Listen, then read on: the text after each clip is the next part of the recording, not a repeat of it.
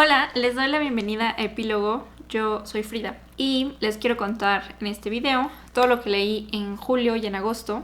En el momento que estoy grabando esto es octubre, es casi finales de octubre, pero pues quiero ponerme al corriente y contarles lo que he leído estos meses. Entonces vamos a empezar. Y lo primero que leí en julio, empezamos mal, porque leí un libro que me decepcionó muchísimo, que es Famosas Últimas Palabras de Mónica Beltrán Brosón. Y si han visto otros de mis videos saben que un libro suyo me gusta mucho y he leído pues otros 4 o 5 libros de ella. Y nunca había tenido como un problema así como muy fuerte con su escritura hasta este momento. Y lo más triste es que este libro es el último que ha sacado, o sea, es lo más reciente y es lo más criticable. O sea, si fuera algo que escribió hace 20 y 25 años, todavía podría tener el pretexto, entre comillas, pues de que fue escrito hace 20, 25 años. Pero no, esto salió en 2020, si no mal recuerdo. Entonces, es una colección de cuentos que, en resumen, son muy problemáticos. El primer cuento abre con una historia de una niña que descubre que su abuelo era famoso, que era un biólogo que descubrió una bacteria. Tiene como entrelazados algunos temas de religión. Me gustó, pero a secas. Siento que estaba como un poco incompleto y creo que en realidad muchos de los cuentos, o si no es que todos los cuentos de esta colección, como que tienen esa característica de que parece que el final estuvo como medio cortado, medio incompleto, pero de ahí vamos como en picada totalmente, porque algunos de los cuentos presentan comentarios y narrativas clasistas y dejan esta sensación como de ¿por qué me está contando esto? Como que solo lo pone en los cuentos, y eso no es como lo más grave. Hay un cuento en especial que se llama Todo empezó en el callejón, que habla de una niña y de su hermana adolescente. La niña creo que tiene como 10, 11 años y la hermana tiene 17 o una cosa así. Y la hermana se enamora de un mesero y el mesero, por alguna razón los padres están de acuerdo con esto, va a la fiesta de cumpleaños de la niña y le da un beso a la niña.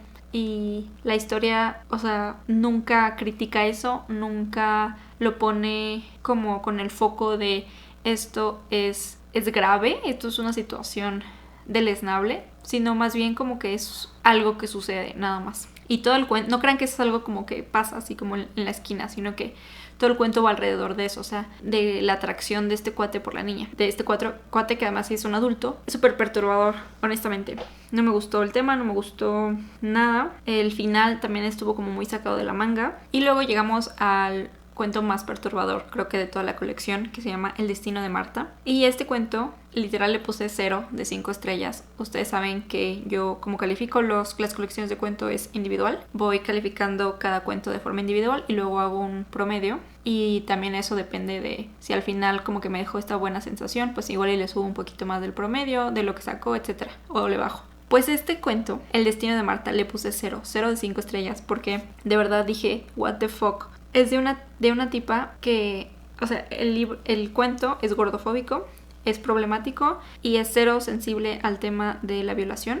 Entonces están esas advertencias de contenido. Por si no quieren saber nada de estos temas, no lean este libro, de verdad. Independientemente de si no son sensibles a estos temas, yo no recomiendo este libro. Así lo voy a decir tal cual. E incluso hay partes donde también se me hace lesbófobo el libro, el cuento. No, fatal, todo mal con este cuento. No tiene una sola característica positiva. Y resulta que la protagonista es una chava fea y gorda y que nunca ha tenido sexo con nadie, y entonces busca a un violador que sale en las noticias y ella lo viola. Es súper problemático este cuento, de verdad. Tiene un montón de prejuicios, todo el libro. En fin, ya no quiero seguir hablando de este libro, entonces me voy a mover al siguiente, que en comparación me gustó bastante. Y el siguiente que leí fue esta edición súper bonita de Silvia Plath, que es un cuento que se llama Mariventura y el noveno reino. Y este lo compré porque, en primera, es una edición súper hermosa. En segunda, porque Silvia Plath es una autora que Sal recomienda bastante. Y en tercera, porque tenía un epílogo de Mariana Enríquez, entonces no podía no comprarlo. Y en cuarta, tiene algunas ilustraciones, como pueden ver aquí, que son muy interesantes. La paleta de colores es azul, negro y rojo. Aquí hay una foto, un dibujo para que lo puedan ver. Y este cuento trata sobre una chava que va en un viaje de tren hacia un lugar que no los voy a revelar cuál es, pero todo transcurre en el viaje. y me recordó muchísimo al cuento de Shirley Jackson de Lady on a Train, que me encantó ese cuento. Este también me gustó muchísimo. Y al final empieza como que a tejer hilos de fantasía, lo cual me sorprendió positivamente, me gustó. Me dejó como una muy buena sensación y no voy a contarles más porque es bastante corto y es un cuento en general, pero definitivamente quiero seguir leyendo más a Sylvia Plath. Luego, este resumen de lecturas es como sube y baja porque empezamos bajando y luego subimos con Sylvia Plath y ahora volvemos a bajar porque DNFie, es decir, dejé de leer un libro, lo abandoné. Es un libro trunco y no solo eso, sino que ya me deshice de ese libro, lo vendí. Y ese libro es El Entenado de Juan José Saer, que va sobre un barco que llegan a una isla y encuentran como a unos habitantes de la isla y está toda esta narrativa de los salvajes, entre comillas, y empiezan a darse cuenta de que son caníbales. Y creo que llegué como a un tercio del libro, no pude más. El principio, o sea, las primeras páginas del libro son muy atrapantes y son muy interesantes, pero luego empieza a perder el hilo muy, muy, muy rápido. Es muy descriptivo también y a pesar de que el inicio sí me atrapó, luego me pareció bastante aburrido porque luego se centraba en detalles tan insignificantes, tan nimios, que no me parecía para nada interesante. Hay un grupo, o sea, cuando llegan a la isla hay un grupo de personas que se van como, que son el grupo de exploración y luego resulta que los mataron. Y esto, o sea, pasa en las primeras 30 páginas, entonces no es spoiler, pero se comen a las personas que mataron de la embarcación. Pero hay otro grupo que come pescado, que no come gente. Entonces como que o sea, hacia dónde iba este juego de estos no son como los otros que son salvajes, dije, esto es una alarma roja, no me interesa como seguir leyendo esto. Pero cuando definitivamente dije, voy a cerrar este libro, no lo quiero leer más, es cuando el protagonista está como prisionero de este grupo que come pescado. Y es un grupo donde hay infancias, donde hay adultos y después de cenar empiezan como a tener una orgía y tú dices, bueno, pues todo bien, con que sea consensuado, todo bien. Pero entonces meten a los niños y entonces dije, no voy a leer sobre esto ni siquiera me está gustando, ya vi más o menos hacia dónde va, no me gusta cómo está escrito y este tema me parece una bandera roja enorme, entonces bye. Entonces lo DNFie. Si ustedes lo han leído, díganme cómo termina porque no lo voy a retomar para nada. Luego fuimos nuevamente en esta montaña rusa y terminé la trilogía de The Broken Earth con The Stone Sky, El cielo de piedra de N.K. Jemisin. Y wow, qué viaje con esta trilogía. ¿Y qué me gustó de este libro? Los personajes que se siguieron desarrollando y los nuevos que salieron también me gustaron bastante. La crítica sociopolítica que ya habíamos mencionado en los otros libros. Las frases, hay unas frases que marqué que no se va a ver, pero hay unos puntitos verdes entre los post-its que son todas las frases que dije, wow, me encantaron. El hecho de que hay personajes no tradicionales también. Estoy siendo muy vaga en esto porque eso es el tercer libro en una saga, entonces comprenderán que no puedo dar muchos detalles. ¿Qué otra cosa? El tema que se abordó de la relación madre-hija no me encantó cómo se desenvolvió, pero el hecho de que estuviera ahí presente toda la trilogía y en especial en este último, me gustó. ¿Qué no me gustó? Muchas de las secciones de este libro son escenas que ocurren bajo de la tierra y entonces hay una parte como... Estoy tratando de encontrar palabras que no spoilen nada, pero no hay claridad sobre las escenas. O sea, es como si te sumergieras y te pierdes. No te va llevando en N.K. Jemisin con ese hilo conductor como si te va llevando en la superficie.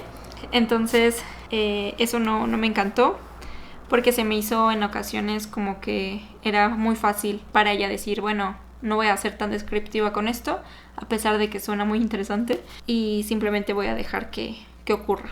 Y algo que tampoco me gustó tanto fue el final, honestamente. La razón de por qué lo estábamos leyendo en segunda persona, o sea, la razón detrás de todo eso, no me gustó.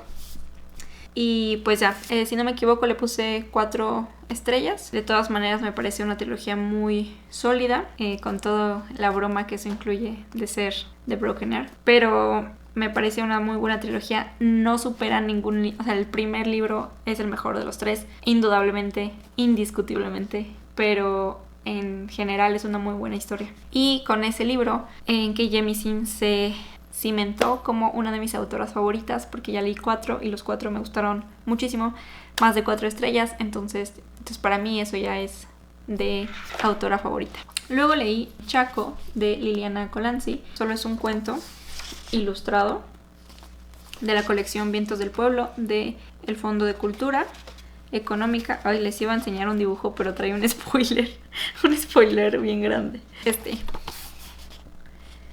Y es una historia de un chavo que comete un crimen y...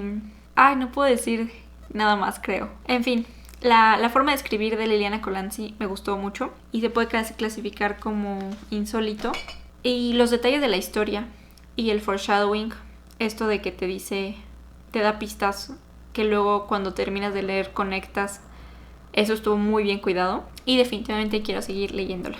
Luego, para terminar julio y empezar agosto, leí Diario del Dolor de María Luisa Puga. Y María Luisa Puga me gusta mucho. Creo que se perfila también para ser de mis autoras favoritas. Y este libro, a pesar de ser tan corto, me tomó como 2 semanas terminarlo. Porque como que no podía leer mucho de esto. O sea, luego como que me agotaba. Y es porque son 100 entraditas como parrafitos de las vivencias y las experiencias de María Luisa con el dolor crónico, y ella describe al dolor con D mayúscula, como si fuera una persona, como si fuera algo que la acompaña físicamente al lado y no que ella siente, sino que es como un compañero. Y entonces ella aprende a convivir con el dolor y también cómo va intercalando el dolor y la escritura, que es lo que ella hace, que es lo que ella se dedicaba. Entonces hay partes donde pues es muy frustrante tener que convivir con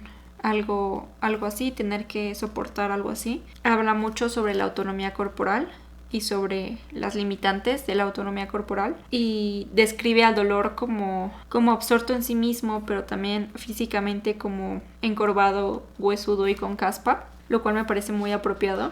Y creo que una de mis entradas favoritas es la 19 porque hace una alusión a Cortázar, que si ustedes conocen la obra de Cortázar, pues tiene varias instrucciones sobre cómo dar cuerda a un reloj. Entonces María Luisa hace como instrucciones para escribir. La introducción la hace Brenda Navarro, que también me parece una muy buena introducción, y también pues Brenda Navarro le da también su toque muy importante, me gustó. Luego pasamos a agosto, y en agosto leí Cartucho de Nelly Campobello, y yo estaba bajo la impresión de que Cartucho eran cuentos, y no son cuentos, son microhistorias, microcuentos. Creo que el más largo ha de ser como de 3 páginas, una cosa así.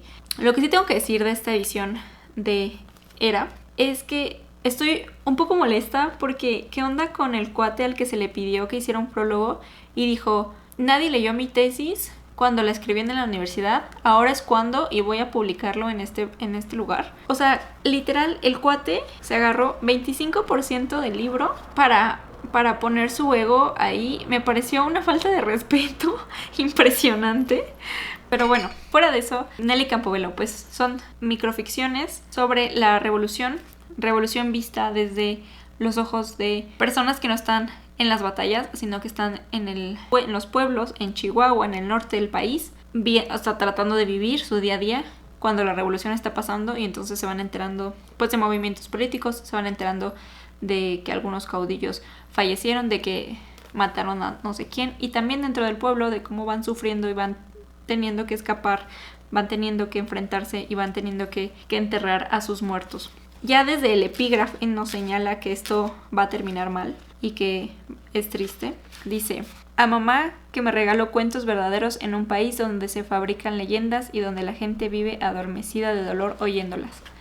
Y yo puse ouch, porque tristemente el país tiene una historia de violencia muy grande y, o sea, ha impregnado las raíces de este país por muchos años. Y el primer cuento, que se llama Él, me gustó muchísimo porque hay una frase que literal le puse, en esta frase está todo el cuento, que me pareció una genialidad. Y pues la mayoría de estos cuentos te dejan de sazón porque pues hablan de temas pues fuertes, están en la revolución, en la lucha. Hay temas incluso también del suicidio y en todos hay balazos, en todos hay muertes, en todos hay sufrimiento. Y algo que me pareció interesante es que en algunos casos son como cantos del pueblo, como leyendas, como que a eso te recuerdan, como a corridos un poco, pero mucho mejor escritos.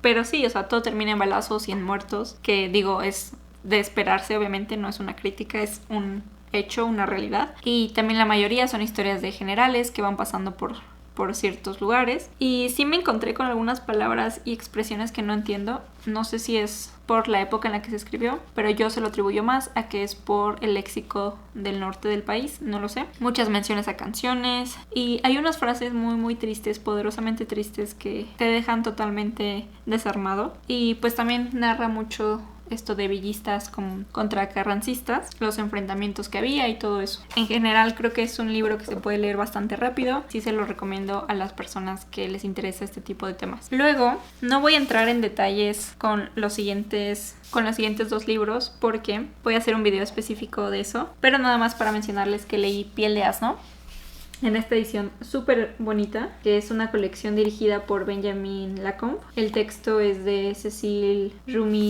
Rumillier, pero tiene unas ilustraciones padrísimas. De hecho, les quiero mostrar estos post-its de arriba, son para que les muestre las ilustraciones. Miren nada más. Y esta historia trata sobre una reina que en su lecho de muerte, aquí está la ilustración, en su lecho de muerte le pide al rey que por favor solamente se case con una mujer que sea más hermosa que ella. Esta es la portada. Y luego el otro que también releí es El discurso del oso de Julio Cortázar. Y este está ilustrado por Emilio Urberuaga. Este me lo compró mi novio en la FIL 2014. Y es un regalo que atesoro muchísimo por varias razones. Y este es un cuento que te lees en 5 minutos, o sea, está cortísimo. Y luego, para terminar agosto, como parte de las lecturas conjuntas que están armando de manera mensual Ramón y Eira del canal Ríe Leyendo, leímos Kindred o Parentesco de Octavia Butler. Este es mi compilación de Kindred, Fledgling y algunos cuentos de Octavia Butler. Este me lo regaló Ramón, por cierto, en esta edición hermosa que tiene como papel medio como de Biblia. Pero esta edición está muy padre. Es de The Library of America, creo que se llama. Parentesco. Me gustó muchísimo Parentesco. Y es que es adictivo. Es un libro que, o sea, yo estaba buscando robarle minutos al día para seguir leyendo y para tratar de seguir entendiendo qué es lo que estaba pasando, a dónde se iba a mover la historia. Y es que nos habla sobre una chava que está recién casada. Estamos en California de los 60s y nuestra protagonista es una mujer negra que se casó con un hombre blanco y están acomodando su librero felizmente en su nueva casa cuando ella empieza a marearse y de la nada se encuentra en un páramo cerca de un río donde ve que un niño se está ahogando. Entonces ella, por ayudarlo, se mete, lo salva y llega una mujer que la empuja muy desconsideradamente y como muy espantada, y llega un hombre que le pone un rifle en la cara. Y entonces ella se saca de onda, se espanta y regresa a su casa con su marido, que le dice que se fue unos 10 segundos y ella le dice claro que no, me fui al menos 40 minutos. Entonces ahí empieza la trama, empieza a desenvolverse cuando ella se da cuenta que el lugar a donde está viajando es el sur de los Estados Unidos en la época esclavista. Entonces ella, siendo una mujer negra, es un lugar sumamente peligroso, un lugar y un tiempo sumamente peligroso para ella, pero tiene ella que entender por qué está regresando, qué es lo que tiene que hacer, cómo se va a enfrentar al racismo de esa época. Y también algo muy interesante es que también se tiene que enfrentar al racismo todavía de los 60s. Entonces es una historia súper interesante, súper adictiva, súper llamativa. Me gustó mucho cómo llevó la historia Octavia, cómo te toma de la mano y te dice, te voy a aventar en esta historia. Y creo que la discusión que desencadenó esta novela en el club de lectura, creo que fue de mis discusiones favoritas, porque todos teníamos como diferentes opiniones. Había quienes coincidían con la mía, por ejemplo, y había quienes no. Y eso creo que enriqueció bastante la conversación. Y los personajes, hay unos que yo detesté con todo mi ser. Y hay otros que dices, entiendo por qué haces esto, pero no está bien, o no así, pues. Y te hace cuestionarte muchas cosas. Y yo lo que comentaba en el club de lectura es que a mí me da mucho gusto que Kindred sea una lectura obligatoria en las escuelas gringas. Imagínense si no lo fuera, o sea, de por sí el país es súper racista. Imagínense que no leyeran en algunos lados a Octavia Butler, o sea, todavía sería peor. En fin, es un tema que me gusta que Octavia proponga, es un tema que se tiene que hablar, y es un tema que después de todos estos años, porque esto se publicó en los 80s o en los 90s, no sé bien, pero después de que ya tiene más de 30 años publicado, todavía sigue siendo igual de importante hablar de estos temas con la misma intensidad que era hace 30 años. Entonces yo le puse 5 estrellas, no porque sea un libro de 5 estrellas. Sí hubo cosas que no me gustaron, cómo se manejaron. No voy a decir cuáles porque creo que son un poco spoiler, pero en sí me gustó mucho la narrativa de Octavia Butler, me gustó el tema, me gustó cómo lo abordó y me gustó los riesgos que ponía en su historia. Y pues eso es todo. En este pico, antes de que volvamos a caer en una lectura que no me haya gustado, vamos a terminar en esta buena nota de agosto.